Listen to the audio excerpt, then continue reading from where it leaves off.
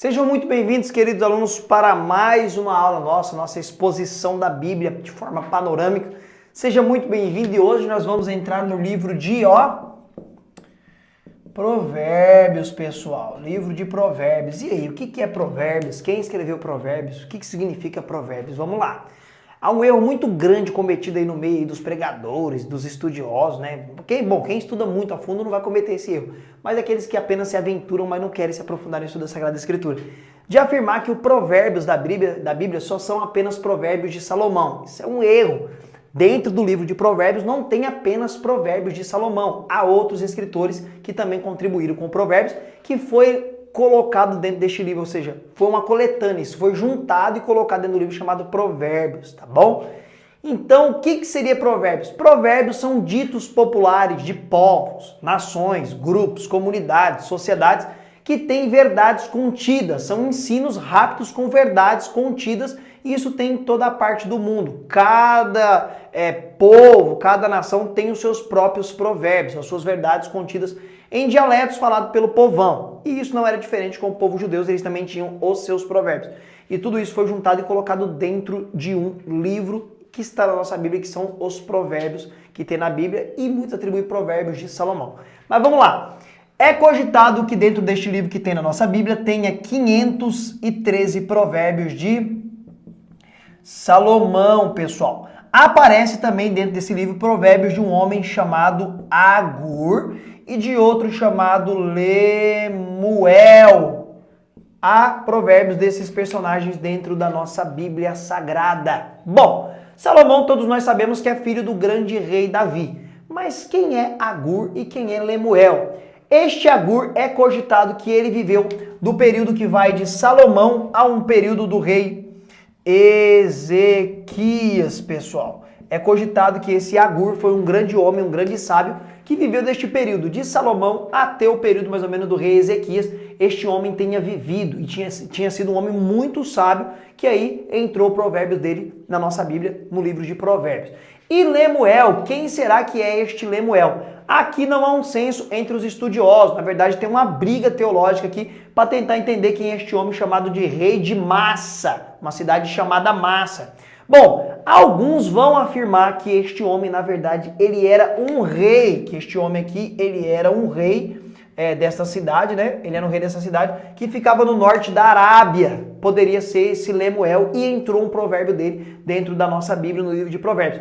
Outros vão falar que, na verdade, não, ele não era um rei, isso daqui é fictício, está no próprio texto que ele era possivelmente um rei, mas é fictício, ele seria o próprio Salomão. Só foi aqui usado uma forma de apelido, foi mudado aqui o nome e não se sabe o porquê. Outros, na verdade, vão dizer o seguinte, não, esse Lemuel não é Salomão e não é o rei lá de Massa, ele é o rei Ezequias.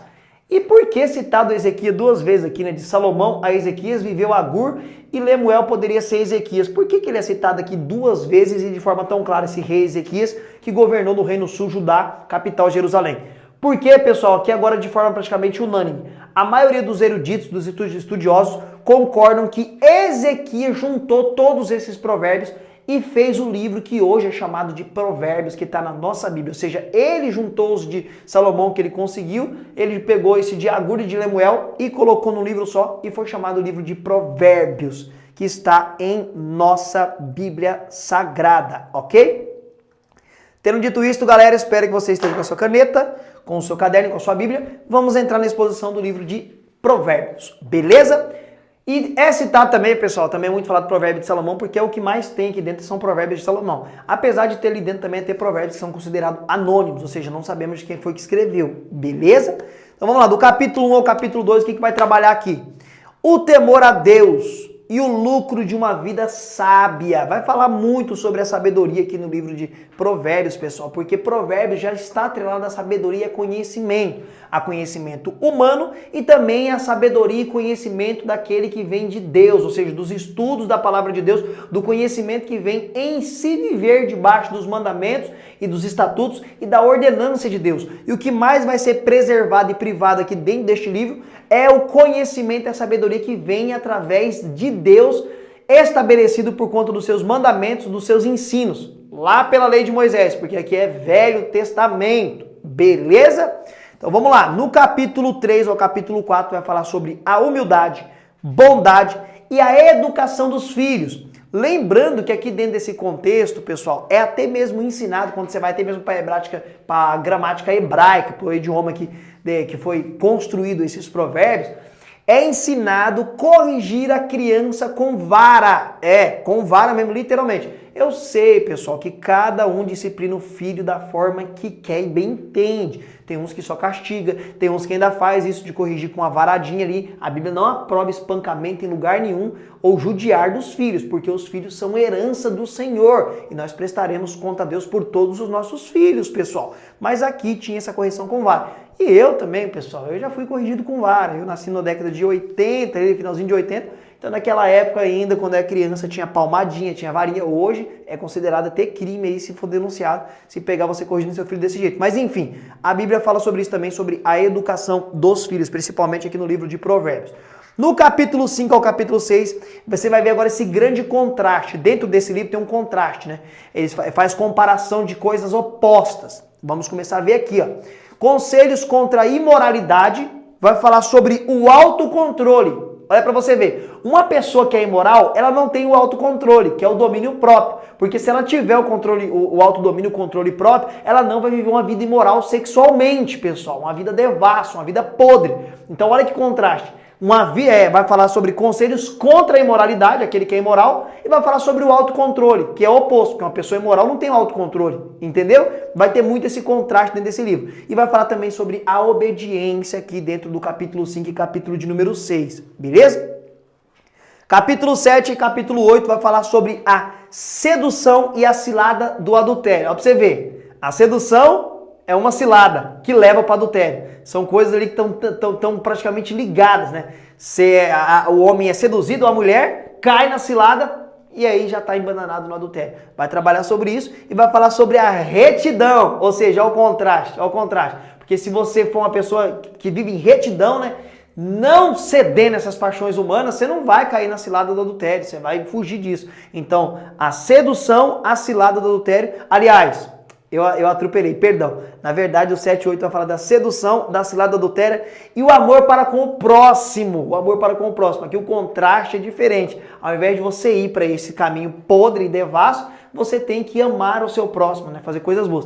Eu atropelei, que está no capítulo 9 e capítulo 10, que vai ser o seguinte, capítulo 9 e capítulo 10, é um convite da sabedoria, ou seja, o convite da sabedoria. A sabedoria te convida a conhecer ela. A sabedoria aqui, pessoal, não é como algumas pessoas entendem, alguns vão interpretar aqui essa sabedoria como Jesus Cristo, tá bom? Por que não pode ser Jesus? Porque aqui vai usar algumas expressões ali no hebraico, no contexto da época, que dá a entender que essa sabedoria ela nasceu, enfim. E Jesus Cristo, ele não nasce.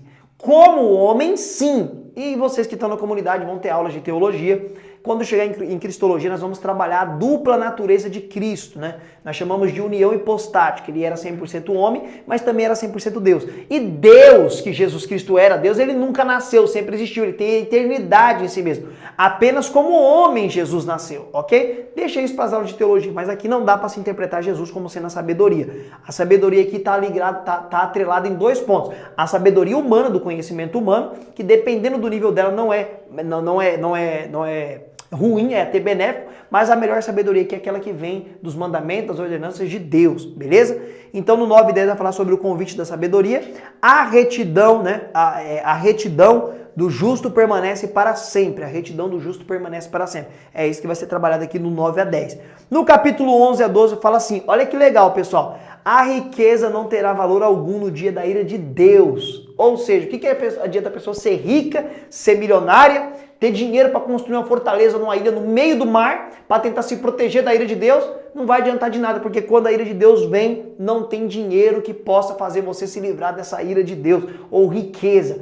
E isso nós vamos ver no período da grande tribulação, quando a ira de Deus cair na terra dos homens, os milionários aí que não quer saber de Deus, não vão fugir dessa ira de Deus, não vai adiantar de nada toda a sua fortuna. E ainda, dentro do capítulo 11 a 12, vai falar das atitudes do justo e do perverso. Olha o contraste. Aquilo que é o oposto, o justo e o perverso. O justo aqui é aquele que anda debaixo das leis e dos mandamentos de Deus. O perverso é aquele que não quer saber de Deus, não é de jeito nenhum, não quer saber de nada. Então vai ter sempre esse contraste aqui também dentro do livro de Provérbios, tá bom?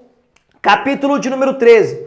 O tolo não ouve o próprio pai. Ou seja, aquele homem que é orgulhoso, é tolo, ele acha que é o doutor da razão, é o sabichão, ele não ouve o próprio pai. Quem dirá amigos, quem dirá um homem ou uma mulher de Deus que vai trazer um conselho bom para ele, um conselho de Deus, ele não vai ouvir porque ele não ouve nem aquele que Deus deu para criar ele, para cuidar dele. Então ele não vai ouvir ninguém. Então o tolo não ouve o próprio pai. E olha que legal agora esse ensinamento que tem aqui no capítulo 13. O preguiçoso tem ambição, mas não alcança nada.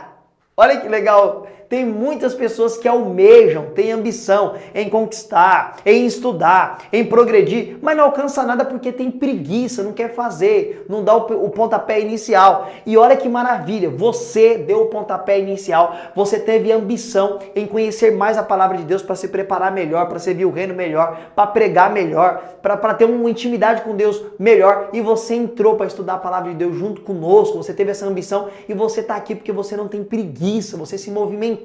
Mas tem muitas pessoas que têm essa vontade, têm ambição, mas tem preguiça, não se move, não quer estudar, não tira um dia da semana, não sacrifica nada. E isso é em todos os aspectos, em todos os momentos da vida do homem. Isso aqui é muito legal, este ensino aqui que tem em Provérbios. No capítulo 14 a capítulo 15, pessoal, vai falar o seguinte: a mulher virtuosa era edificular, mas a tola com as próprias mãos a destrói. Esse é um dos textos mais pregados do livro de Provérbios. E vai ter outro contraste. O homem sábio e a mulher sábia. Deus conhece o coração dos homens. Ou seja, olha o contraste, né? A mulher virtuosa, a mulher que não é virtuosa, a mulher sábia, o homem sábio. E ainda vai falar que Deus é ele que conhece o coração dos homens. Aqui mostrando um grande atributo de Deus que nós chamamos de onisciência. Deus, ele enxerga o que tem no coração de todo homem e de toda mulher. Ele conhece. Aquilo que eu não conheço, que minha mulher não conhece, Deus conhece. Aquilo que ela não conhece no meu coração, Deus conhece. Aquilo que eu não conheço no coração dela, Deus conhece. Aquilo que está no seu coração eu não conheço, Deus conhece. Aquilo que está no meu coração você não conhece, mas Deus conhece, porque ele é onisciente. Maravilha? E aí? Tá gostando da exposição do livro de Provérbios? Então segura aí que nós vamos ter mais uma aula. Vamos parar aqui no capítulo 15 e continuaremos a exposição de Provérbios na nossa próxima aula. Até a graça. Até mais com a graça de Cristo Jesus.